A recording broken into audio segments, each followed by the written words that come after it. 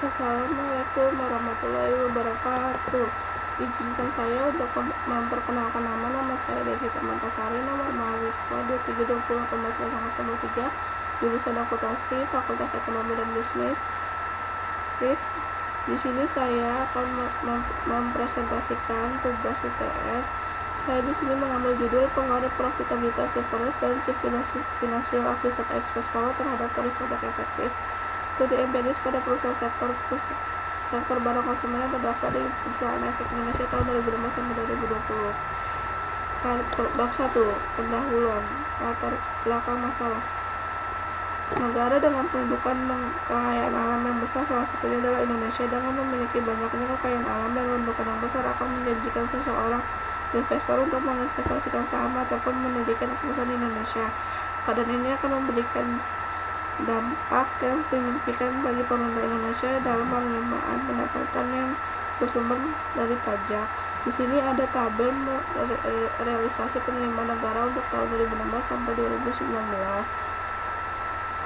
Jadi bisa disimpulkan dari tabel di situ, sumber pendapatan terbesar yang diperoleh oleh pemerintahan adalah sektor perpajak, karena itu senilai 1,784 triliun pada tahun 2019 dibandingkan dengan sektor penerimaan lainnya menurut Termadi dan Iqbal tahun 2015. Identifikasi masalah. Di sini ada tabel tarif pajak efektif pada barang konsumen di Bursa Efek Indonesia tahun 2016 sampai tahun 2020.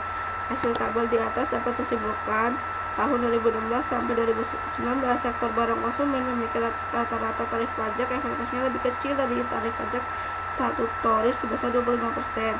Maka dianggap berhasil dalam meminimalkan beban pajak sehingga tarif pajak efektifnya lebih kecil dari pajak statutory. Tetapi untuk tahun 2020 tarif pajak efektifnya 23% yang lebih besar dari pajak statutory, yaitu untuk tahun 2020 dikenakan 22%, maka dianggap belum berhasil dalam meminimalkan beban pajaknya. Next, rumusan masalah. Apakah profitabilitas reference dan financial officer expense power berpengaruh terhadap tarif pajak efektif pada perusahaan sektor barang konsumen yang terdaftar di Bursa Efek Indonesia periode 2016 sampai 2020. Next, tujuan penelitian ini untuk mengetahui pengaruh profitabilitas reference dan officer expense power terhadap tarif pajak efektif. Manfaat penelitian di sini ada dua, teoritis dan praktis. Teoritis itu untuk pengetahuan, wawasan, dan bisa digunakan sebagai referensi untuk penelitian selanjutnya. Manfaat praktis yaitu untuk mengetahui faktor-faktor apa saja yang dapat meminimalkan beban pajak untuk pendapatan negara yang lebih baik. Bab 2. Kajian teori. Di sini saya memakai teori agensi. Menurut Susilawati tahun 2020 mengatakan teori agensi adalah suatu kerjasama satu atau beberapa prinsipal yang memerintahkan agen dalam melaksanakan tugas jasa atas nama mereka dalam penugasan mengambil keputusan kepada agen. Menurut Handayani dan Gusmis tahun 2016, perbedaan ukuran informasi ini akan mengakibatkan pemastian informasi antara pihak prinsipal dan agen. Handayani dan agen. Menurut Adriansa tahun 2014 ini dapat disimpulkan bahwa dengan adanya penggunaan self-assessment system, pihak agen dapat berkesempatan menghitung pajak yang rendah agar perusahaan menanggung pajak yang kecil. Next, kajian penelitian relevan. 1. Syahil DKK 2020. Variabel ukuran perusahaan ini profitabilitas pengaruh positif terhadap tarif pajak efektif. Kedua, Unika tahun 2017. Variabel ukuran perusahaan berpengaruh positif terhadap tarif pajak efektif. Tingkat hutang tidak berpengaruh terhadap tarif pajak. Profitabilitas berpengaruh positif terhadap tarif pajak efektif. Ketiga, Susilawati tahun 2020. Ukuran perusahaan berpengaruh signifikan terhadap tarif pajak efektif. Profitabilitas dan intensitas persediaan tidak berpengaruh terhadap tarif pajak efektif. Tingkat bunga berpengaruh berpengaruh terhadap tarif pajak efektif. Intensitas aset tetap berpengaruh terhadap tarif pajak efektif. Keempat, Handayani dan Yumis tahun 2016. Financial official excess power berpengaruh positif terhadap tarif pajak efektif. Chief Financial Officer Politic Power berpengaruh positif terhadap tarif pajak efektif. Next, kerangka berpikir variable dependennya ini tarif Y-nya ini tarif pajak efektif.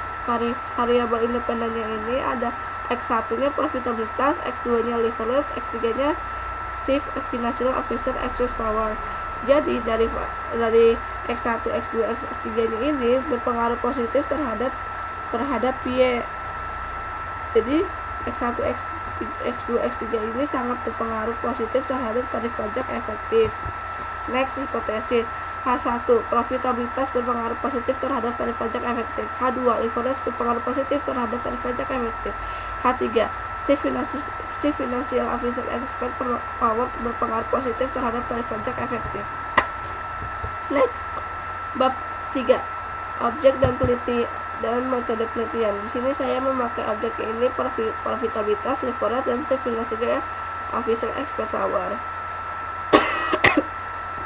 Metode penelitian ini saya menggunakan metode deskriptif dan pendekatan ini kuantitatif. Sumber datanya ini sumber data sekunder. Populasinya ini saya menggunakan seluruh perusahaan pada sektor barang konsumen yang terdaftar di Perusahaan Efek Indonesia yang berjumlah 89 perusahaan. Sampel.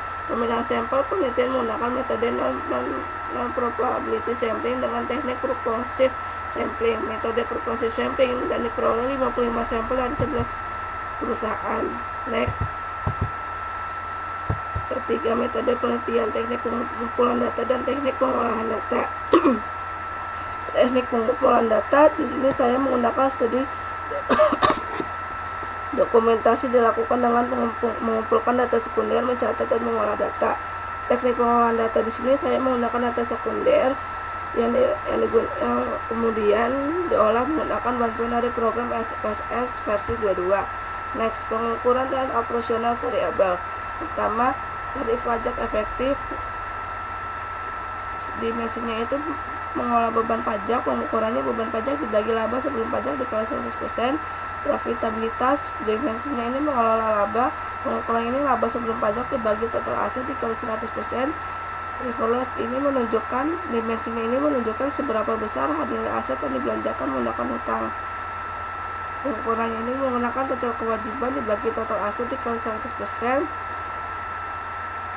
Chief Financial Officer Excess Power ini dimensinya ini untuk melihat kemampuan dan pengalaman yang dimiliki oleh CFO. Pengukurannya ini memiliki latar belakang pendidikan dan pengalaman di bidang keuangan atau akuntansi sama dengan 1. Tidak memiliki latar belakang pendidikan pengalaman di bidang keuangan atau akuntansi sama dengan 0. Next, bisa analisis data. Di sini ada 4 macam. Yang pertama, uji statistik deskriptif. Yang kedua, uji asumsi klasik. Itu ada 4 macam. Uji asumsi klasik itu ada 4 macam. Bagian A, uji normatif. Bagian B, uji multikoliniaritas. Yang bagian C, uji heterogenisitas. Yang bagian D, uji autokorelasi oksdestisitas. 3. Uji analisis regresi linear berganda. 4. Uji hipotesis. Di sini ada 3 bagian. Yang A, yang pertama, yang A, bagian A, uji kelayakan modal atau goodness of fit test. B. Uji signifikansi parsial atau uji T. C. Uji koefisien determinasi atau R pangkat 2. Sekian dari saya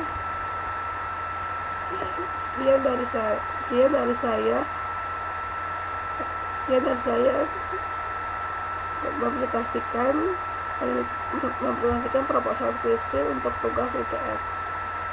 Apabila ada kesalahan mohon maaf dan terima kasih. Wassalamualaikum warahmatullahi wabarakatuh.